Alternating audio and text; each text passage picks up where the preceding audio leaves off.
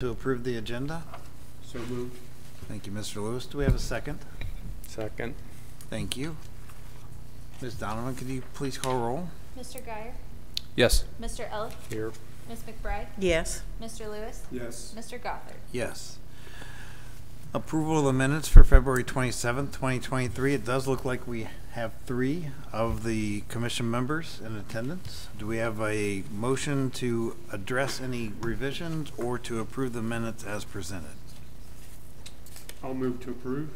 Thank you, Mr. Lewis. Do we have a second? I will second that. Thank you, Ms. McBride. Could you please call roll, Ms. Donovan? Mr. Geyer? Yes. Mr. Ellis? Abstain. Ms. McBride? Yes. Mr. Lewis? Yes. Mr. Gothard? Abstain. First case on the agenda tonight is the major adjustment to a planned unit development request in case 1-2021 PUD. This is a quasi-judicial hearing, so if you could please all rise and raise your right hand. Okay. Hold on, I've got to find the script. Do you swear to tell the truth, the whole truth, and nothing but the truth, or affirm for your testimonies tonight? I do. Okay, thank you. So with a quasi-judicial hearing outline, first outline the procedures the commission will follow in hearing and deciding this matter under the zoning resolution. Our decision is subject to appeal to the Board of Township Trustees and then to the Court of Common Pleas. As a result, we must employ different procedures from other areas that are typically presented to the Zoning Commission. Because this is a quasi-judicial proceeding, the Commission will only receive evidence as to whether the application meets or does not meet the standards and criteria in the zoning resolution. We do not want to hear opinions, just facts related to compliance with these standards and criteria. As a result, all persons presenting testimony before the Commission, whether for or against the applicant's position, may only do so after being sworn in, which you all are, and witnesses are subject to cross-examination. The staff will present a summary of the application. The applicant will then present its case. The board members may ask questions of the staff and anyone who speaks on behalf of the applicant. If an attorney presents the case for the applicant, the attorney is not sworn in, is not considered to be a witness. As a result, the attorney's statements are not considered as evidence. Evidence only comes in through the witnesses who testify before the Commission after being sworn in. The burden is on the applicant to present evidence that the application satisfies the standards and criteria for approval. After the applicant presents its case through its witnesses, all persons in the audience supporting the application will be permitted to testify, one at a time, after being recognized by the chair. When all persons supporting the application are finished, those opposed to the application will then be permitted to testify after being recognized by the chair. If anyone in opposition is represented by an attorney, that party will go first, followed by any members of the audience. As stated previously, all persons wishing to testify, whether for or against the application, may only do so after being sworn in. When testifying, each person from the audience must come forward to the podium after being recognized, speak into the microphone, and state their name, address, and any affiliation to the case. All persons testifying will be limited to 4 minutes unless a commission member requests that they be given additional time. All testimony is directed to the Commission only. No comments or questions are to be directed to the applicant or anyone else in the audience. The Commission will only hear new, non-repetitive evidence or questions.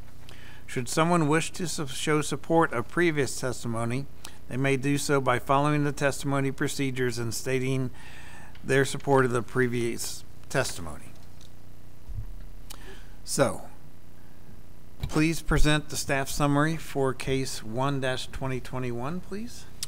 Thank you. The applicant is Jamie Humes of Traditions Building and Development Group, who is the owner and developer of the site, which is Linden Hill Community.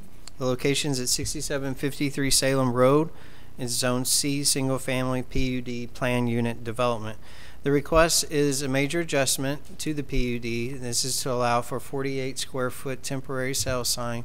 It's double-sided V-shaped and the applicant is requesting an extension of 18 months. Normally, temporary signs are allowed up to 32 square feet and are allowed 48 days per calendar year. So the site, well, we'll come back to that.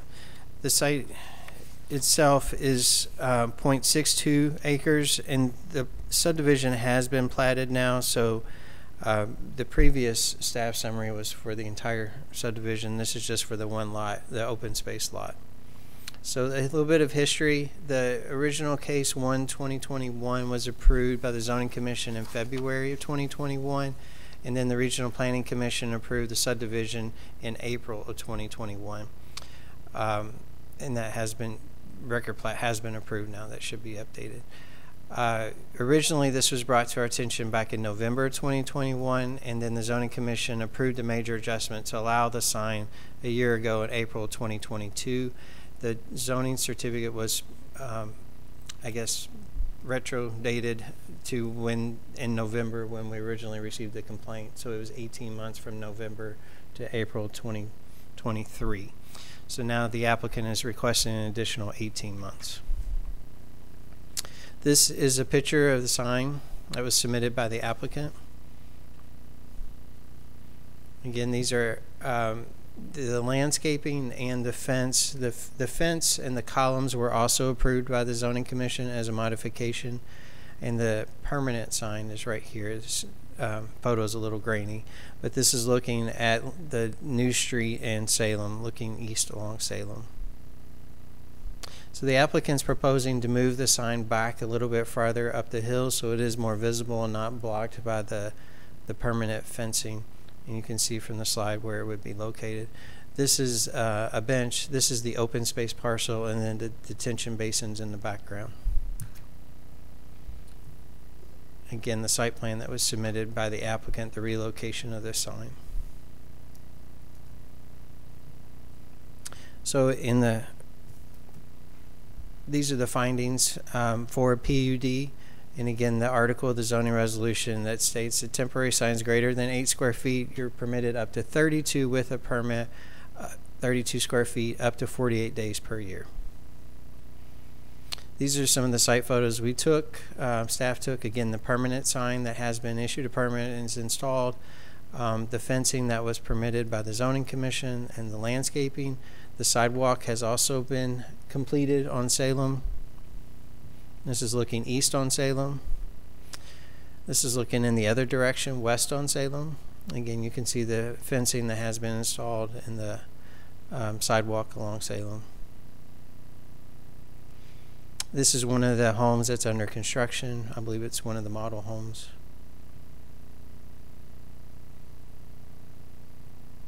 Again, the existing sign, which is proposed to be moved back.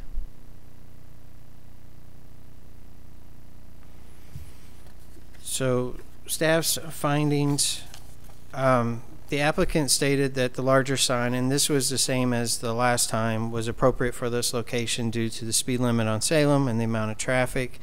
It has also been placed slightly back, so it's going to be behind the fence and not right up on the roadway. It can be seen from both directions, from both the new street and on Salem.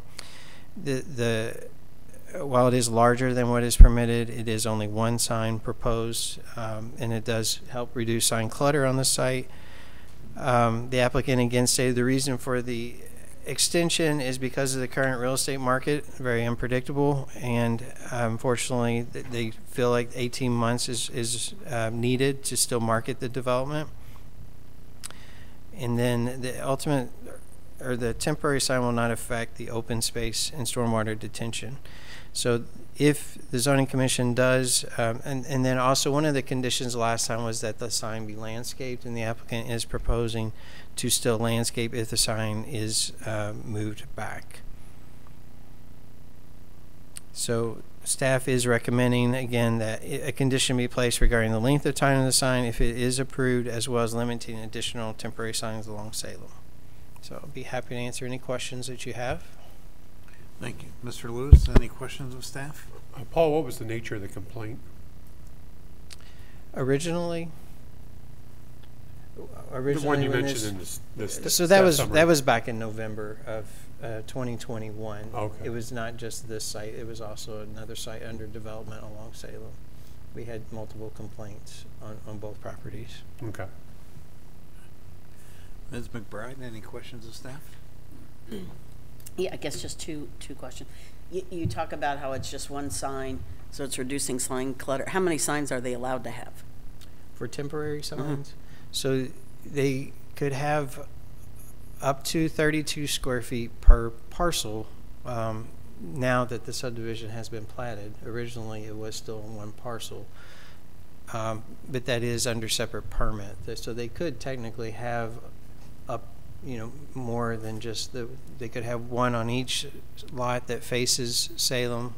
They could still have 8 square feet of signage on the other lots if they wanted up and down Linden Hill. Or they could have multiple 8 square foot signs in lieu of just the one larger sign. And is the proposal to move the existing sign on, I guess that's what I understood it was, but are they going to put it like on a mound or something that's going to make it taller than? There's a slight rise in grade. I'm trying to see if we have a good picture of that. And it looks like there is a slight mound right here, and there was just a slight, so it would be located a little bit farther back. And I can have the applicant speak to that. Okay, thank you. Thank you, Ms. McBride. Mr. Eliff, questions of staff? Okay, Mr. Guyer, questions of staff? All right, thank you very much. Would the applicant like to present their case to the commission, please? Please state your name, address, and affiliation to the case.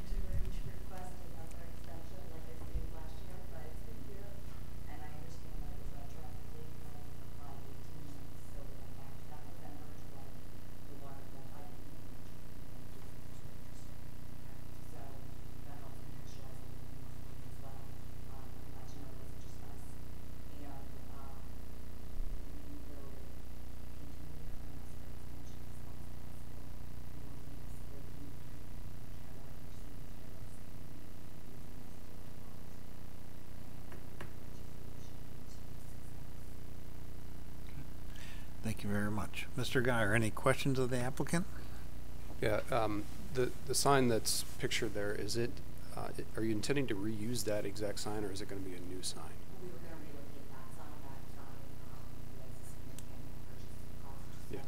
Yeah. Okay, so just reusing it. And the materials are consistent with, it looks like, what the existing fence is, like a composite PVC Those or? are vinyl PVC boulders. Okay. Yes, yes. Okay. No other questions? Thank you. Mr. Eliff, questions of the applicant? Just one, which is, how long do you think, you already said just a second ago you're going to be back again in 18 months. How long are you thinking this is going to take? I'm not sure. I would love for it to be concluded in 18 months, but I can't make that promise, and I don't have that expectation to be quite honest. So I would like to be back here. I yeah, yeah. So I saw one home going up. Is that the model home? It's a market. And are other lots sold? There is one other lot. One other. Okay. All right. Thanks a lot. Thank you, Mr. Eliff. Ms. McBride, questions of the applicant? Yeah, thank you. So when you were talking about the mount, I guess my question was, the existing height of the sign is, 9 feet with the post included. okay. And so what I want to make sure of is that you're not going to be mounding dirt and then putting the 9-foot sign on top of that. No, the intention was not to put a mound in. Once it needs to be stapled when it's installed, so it doesn't. So you're going to use the existing topography. Okay. Yeah, no creation of mound. Okay. And then I guess my other question is, one of the conditions of approving this sign last time, and I think, correct me if I'm wrong, Paul, the reason the issue with the sign was they put it up without a permit, I think I recall. So it was up for 6 months without a permit. And so one of the conditions of approving it last time was that you would install landscaping around the sign. Have you seen the landscaping around the sign? Yeah, in my letter, I noted that we will be having attractive mulch and additional plantings will be added once the break will be located the sign where we're going to use it. So we didn't want to plant, install, tear it up, and then refund it. Yeah, because what you have out there is dead, right? I would say that I've seen larger trees before in my opinion. Well, the landscaping that is around the sign, which was a requirement of our approval, is dead. I'm aware. So you're not really meeting the conditions of our prior approval. Well, we were, but then over the course of the season, it did die. I apologize for that, and I don't know how to say it did die. The intent is to reinvigorate it, put freshly plantings in it, but I'm not going to. And so I guess my next question is, are you planning on maintaining the landscaping the next time, should the commission approve this? That's all I have. Thank you. Thank you, Ms. McBride. Mr. Lewis? No questions. Okay.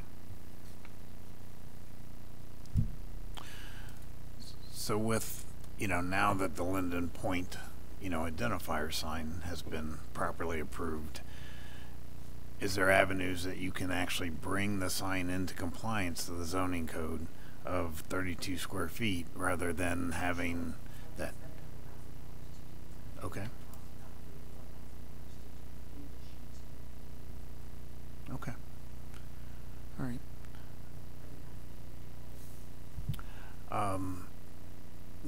We may under the motion.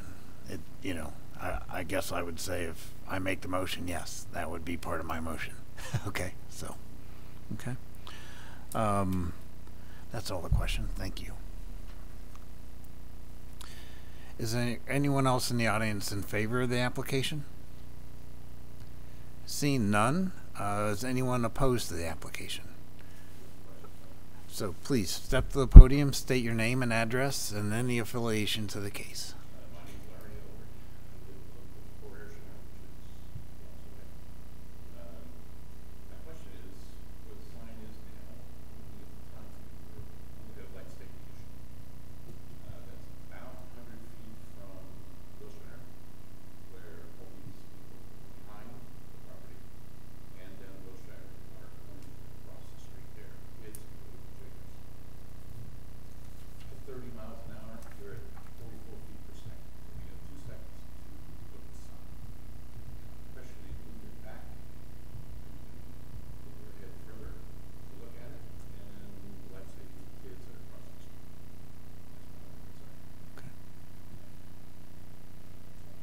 All right. Thank you very much. Anyone else like to speak opposed? Okay. With that, we would close the quasi-judicial. Yes. if the applicant would like to address any concerns the audience brought forward. The thinking is actually the sign location is,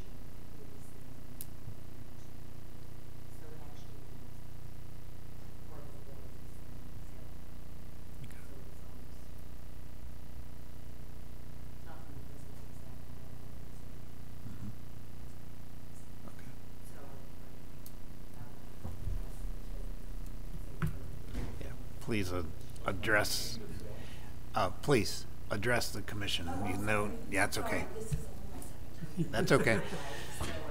Yeah, I just read, you know, a 4-page book or something for this, so please, all commission, all so thank you. I would like to think that there's some child safety issue. I have not looked at it from that standpoint,